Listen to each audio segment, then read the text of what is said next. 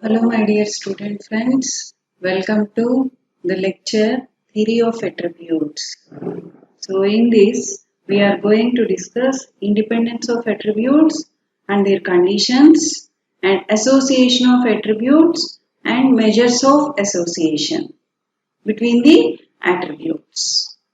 First one is independence of attributes. The two attributes A and B are said to be independent if there exists no relationship of any kind between them. Mathematically, the two attributes A and B are independent if any of the following conditions or properties is satisfied. So this is the first property or first condition. In this first condition, this is first case 1. That is the same proportion of A's amongst B's as amongst betas. Symbolically, it can be represented as proportion of A's amongst B's. That means frequency of AB by frequency of B. So this proportion value is same. So this is equal to A's amongst betas. That means proportion of A's amongst betas. That means frequency of A beta divided by frequency of beta. So symbolically we have to write like this. So this case 1 condition of independence, that is the same proportion of A's amongst B's as amongst betas, can be written as frequency of AB by frequency of beta B, that is equal to frequency of A beta divided by frequency of beta. So in the next step, we have to subtract so this term into 1 minus both sides, on both sides. Then we get 1 minus frequency of AB by frequency of B, that is equal to 1 minus frequency of A beta by frequency of beta. So in the next step, we have to take LCMs on both sides. That is, we get frequency of B minus frequency of AB by frequency of B in the left hand side. So this is equal to, in the right hand side, frequency of beta minus frequency of A beta divided by frequency of beta. Frequency of B minus frequency of AB can be written as frequency of alpha B divided by frequency of B. This is equal to, again, frequency of beta minus frequency of A beta can be written as frequency of alpha beta divided by frequency of beta. So this means the proportion of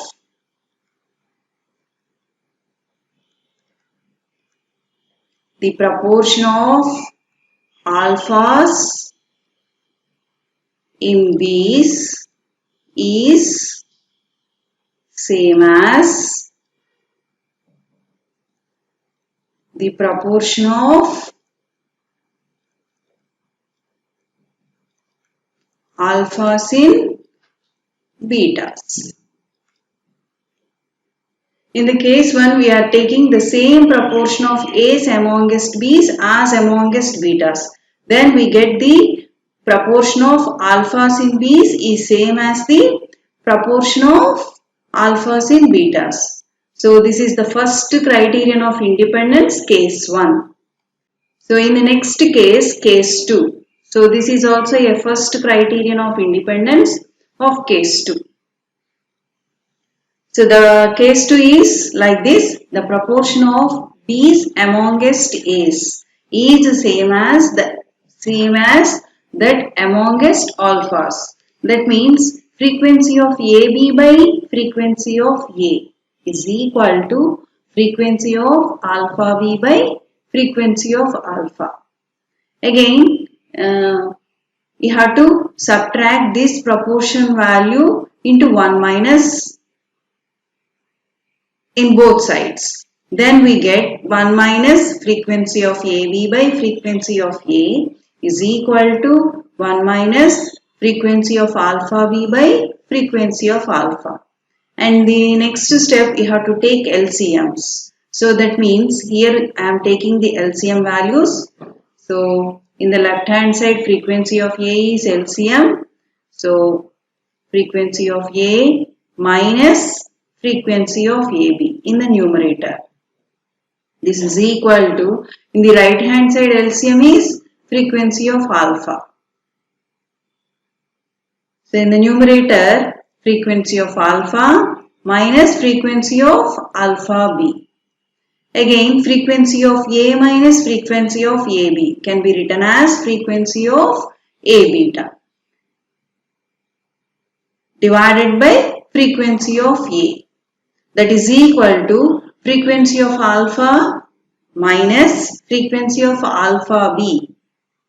So this expression is equivalent to frequency of alpha beta divided by frequency of alpha. So this means the proportion of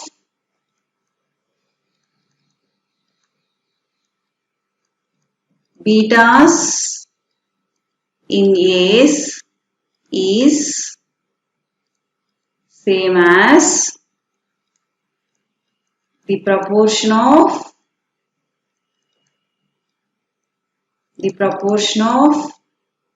betas in alphas.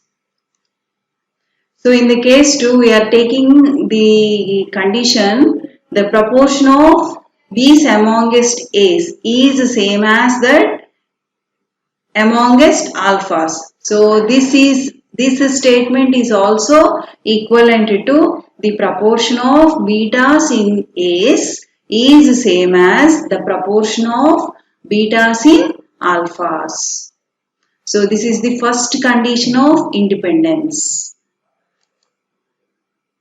And next second condition of the independence. So here I am taking condition 2 or property 2. So or criterion of independence. So here in the first case condition 1 we are taking the statement is like that the same proportion of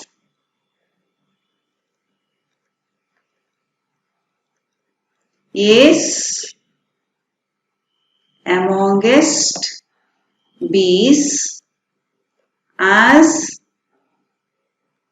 amongst betas.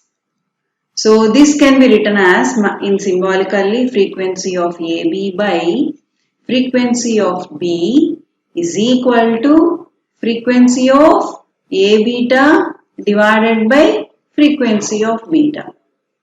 And this is equal to frequency of AB plus frequency of A beta divided by frequency of B plus frequency of beta. Frequency of AB plus frequency of A beta can be written as frequency of A divided by sum of the two complementary attributes. So that is equivalent to capital N. So this can be written as by componendo dividendo. So since all the quantities are positive, so therefore we have to write down frequency of AB by frequency of B.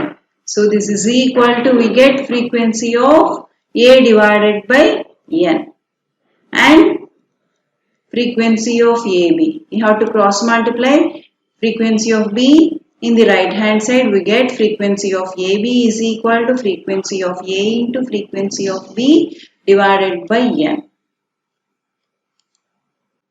The second criterion of independence may be obtained in terms of the class frequencies of first order, that is frequency of AB is equal to frequency of A into frequency of B divided by N. So this implies frequency of AB by N is equal to frequency of A by N into frequency of B by N. So this second condition leads to the following important rule, fundamental rule. So that is, if the two attributes A and B are independent, the proportion of ABs in the population. So this is ABs in the population. Proportion of ABs in the population is equal to the product of the proportion of A's and B's in the population. So this is equal to product of proportion of A's and B's in the population. So this is the second condition of independence. Coming to the third criterion of independence. So third criterion of independence in terms of second order class frequencies. So that is represented as follows. Here we have to write down frequency of AB into frequency of alpha beta can be written as frequency of AB can be written as frequency of A into frequency of B divided by N. Again, frequency of alpha B, frequency of alpha beta can be written as frequency of alpha into frequency of beta divided by N. So in the next step, we have to interchange frequency of B and frequency of beta in the next step. So then we get frequency of A into frequency of beta divided by N into frequency of alpha, frequency of B divided by N. Again frequency of A into frequency of beta divided by N. So this can be written as frequency of AB. Again frequency of alpha into frequency of B divided by N. So this can be written as again frequency of alpha B. So in the left hand side frequency of AB into frequency of alpha beta is equal to frequency of A beta into frequency of alpha B. So this is the third condition of independence. So we have to find out this third criterion based on first condition, first criterion of independence also. So I am taking first case 1. So what is the statement of the case 1? The same proportion of A's amongst B's as amongst betas that can be represented in mathematical way is frequency of AB divided by frequency of B is equal to frequency of A beta divided by frequency of beta. The same proportion of A's amongst B's is same as A's amongst betas. So that means frequency of AB by frequency of B is equal to frequency of A beta divided by frequency of beta. So this implies we have to interchange frequency of A beta, frequency of B.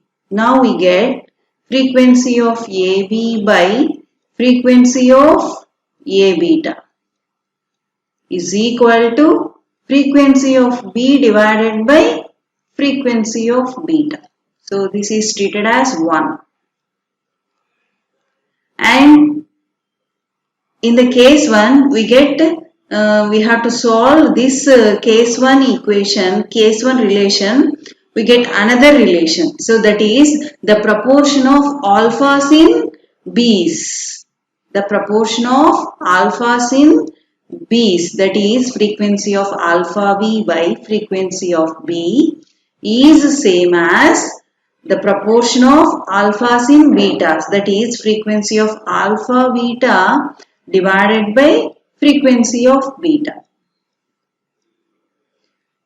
So this implies we have to interchange these two terms, frequency of B and frequency of alpha beta. We get frequency of alpha B divided by frequency of alpha beta is equal to frequency of B divided by frequency of beta. So this is second relation. So from 1 and 2 we have to write down. So therefore frequency of AB by frequency of A beta is equal to frequency of B by frequency of beta. This is equal to again frequency of alpha B by frequency of alpha beta.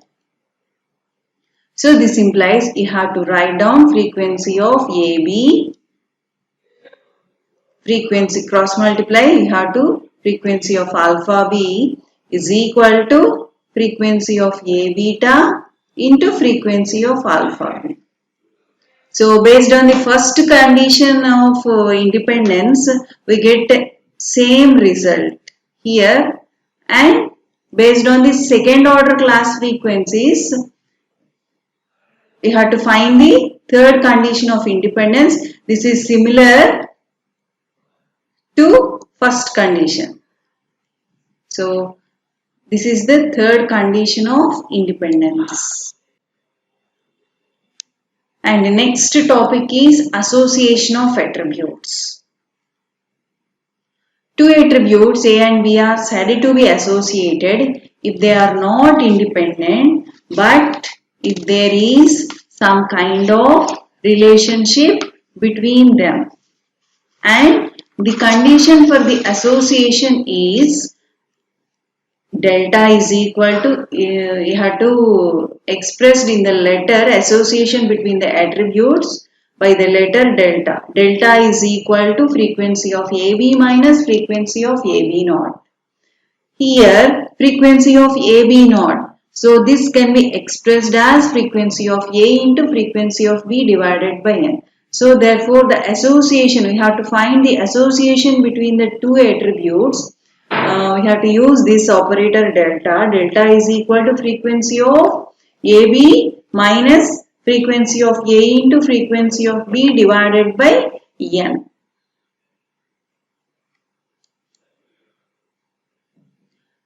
So first case 1, if delta is greater than 0. So that means, so what is the value of delta? Delta is equal to frequency of AB minus frequency of A into frequency of B by N. So first condition is if delta is greater than 0. So that implies frequency of AB is greater than frequency of A into frequency of B divided by N.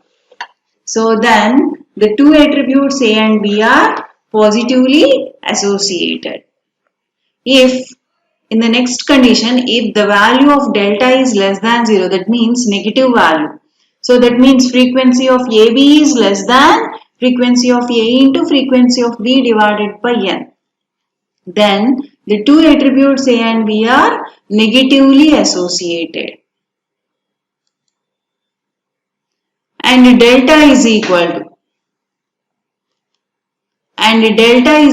to 0, that implies frequency of AB value is equal to frequency of A into frequency of B by N. So then the two attributes are called independent attributes. So those two attributes are independent attributes. And in the next condition is if either all A's are B's.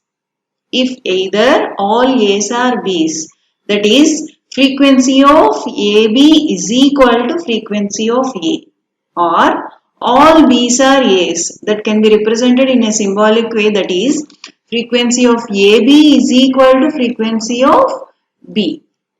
Then the two attributes A and B are completely associated.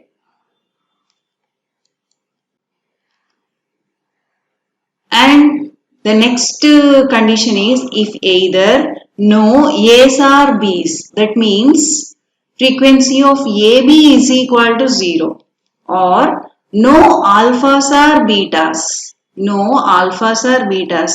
So that is frequency of alpha beta is equal to 0. Then the two attributes A and B are completely disassociated. And next one is measures of association. There are three methods to measure the association between the attributes in general. So those are, first one is Yule's coefficient of association, and second one is coefficient of colligation, and the third one is coefficient of contingency. So first we are going to discuss, first one is Yule's coefficient of association. So this is the measure of intensity of association between two attributes A and B. So this coefficient of association was introduced by Yule.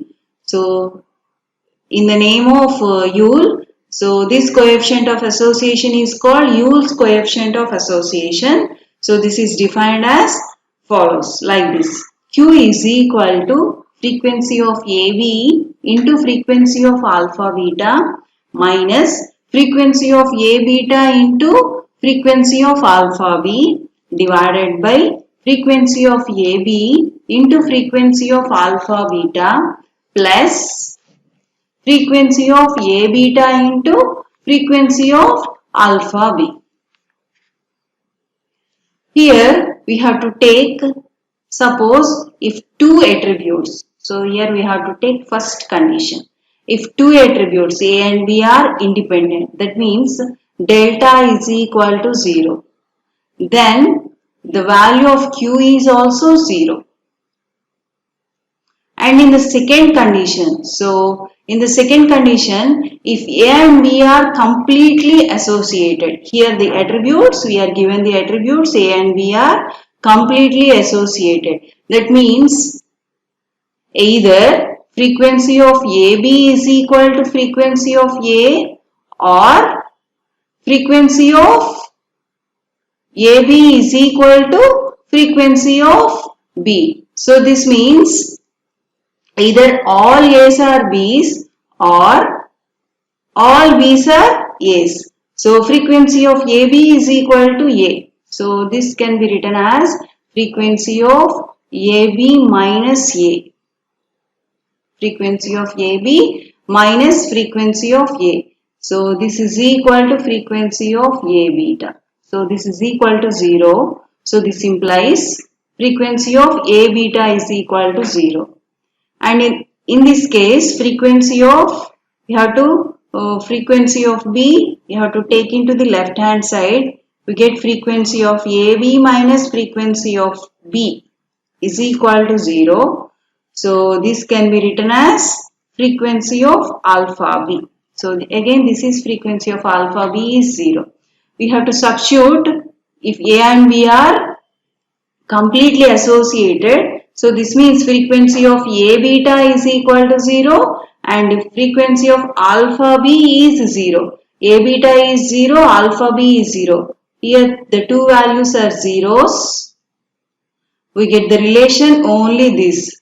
Then the value of Q is 1 plus 1.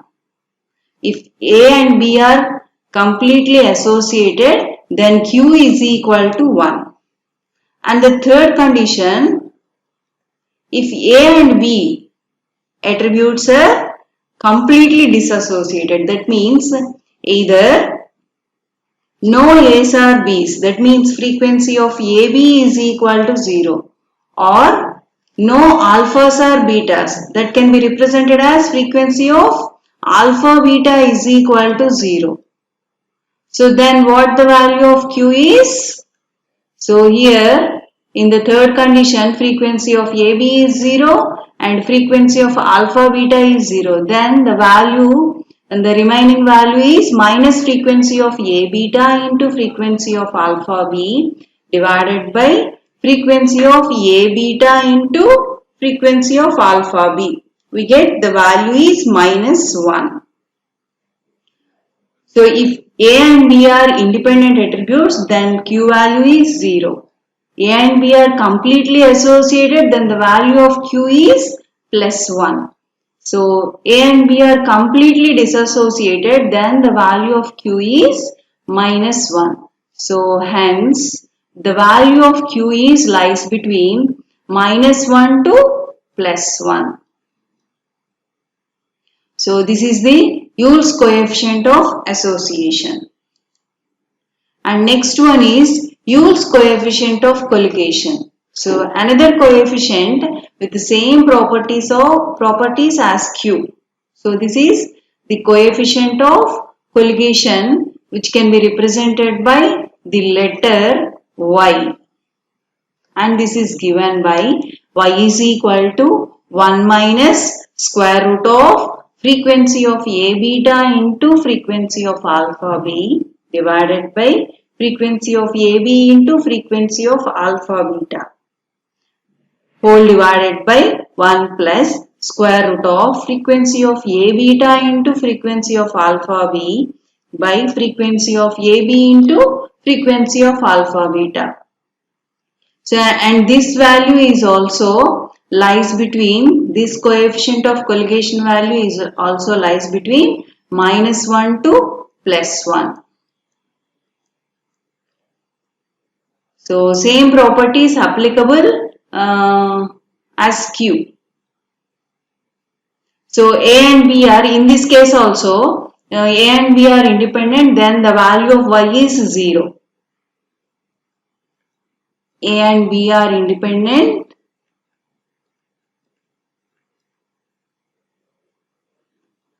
then Y is equal to 0. A and B are completely associated, then the value of Y is 1. A and B are completely disassociated, then the value of Y is -1. So therefore, -1 is less than or equal to Y is less than or equal to 1. And the third measure is contingency table. So in this contingency table, here we have to consider the two attributes A and B. A is divided into R classes. So those are denoted by A1, A2 and so on AI and so on AR.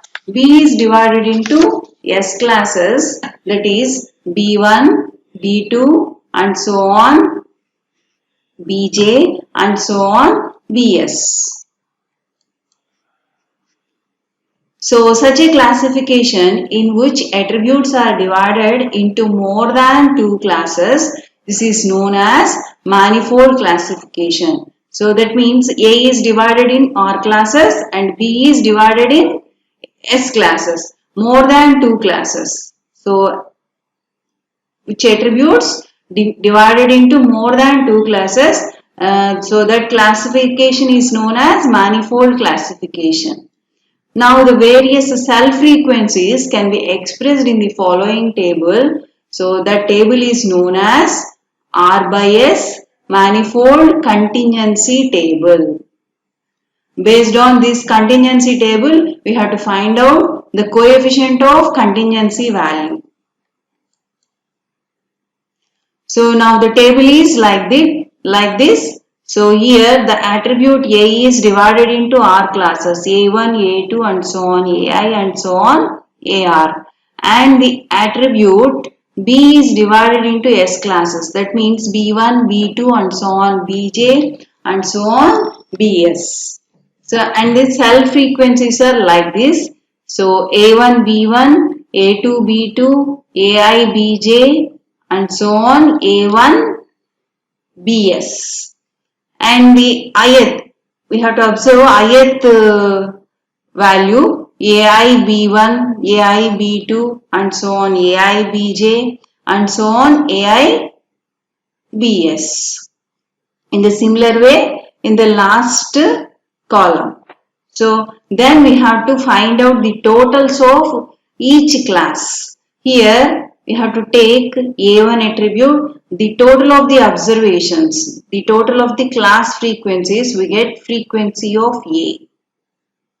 In the similar way, so the class in the eighth attribute is AI, we have to take here. So some of the corresponding values in that class, we get the total value is frequency of AI. So frequency of AI we get, so summation AI B1, AI B2, AI BJ, AI BS. So that can be represented as frequency of AI BJ. J is equal to 1 to S. And in the similar way, we have to take B1. So total of these observations, we get the frequency of value of B1. And in the class B2, so the corresponding B2's corresponding class frequency is total. We get the total is denoted by frequency of B2. In the similar way, frequency of Bj. Frequency of Bj can be written as summation. Here we have to observe frequency of A1 Bj, frequency of A2 Bj, and so on, frequency of AI Bj, and so on, frequency of AR Bj. So this cell frequencies total is equivalent to frequency of Bj. So this is I is equal to 1 to R frequency of AI Bj. And next one is capital N. So sum of the capital N, we get the value of capital N is equal to frequency of A1 plus frequency of A2 plus and so on frequency of AI plus and so on frequency of AR.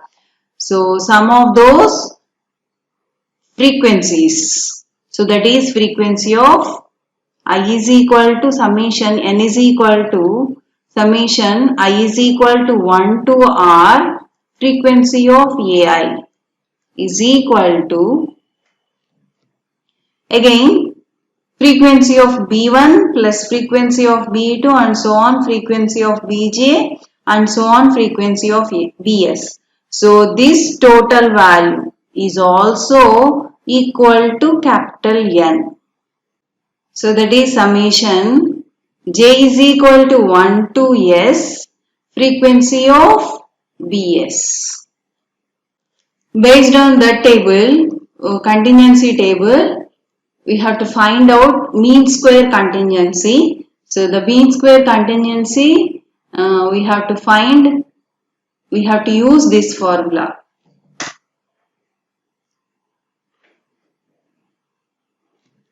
Based on contingency table, we have to find out mean square contingency. So that is denoted by pi square. Pi square is equal to chi square divided by n. Now, we have to find out the coefficient of mean square contingency. And the coefficient of mean square contingency is denoted by the letter C and is given by C is equal to square root of chi square by chi square plus n. So, or square root of pi square divided by 1 plus pi square. So, where chi square is equal to double summation. So, here we have to take I is equal to 1 to R classes, J is equal to 1 to S classes. So, summation, double summation, frequency of AI Bj minus frequency of AI Bj naught whole square divided by frequency of AI Bj naught. So, here frequency of AI Bj naught means frequency of AI into frequency of Bj divided by n. So, these are the observed frequency values. So, these are the given frequency values and this is the expected frequency values.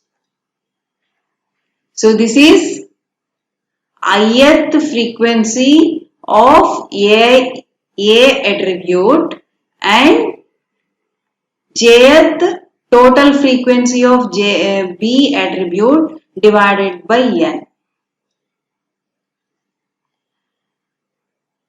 Thank you.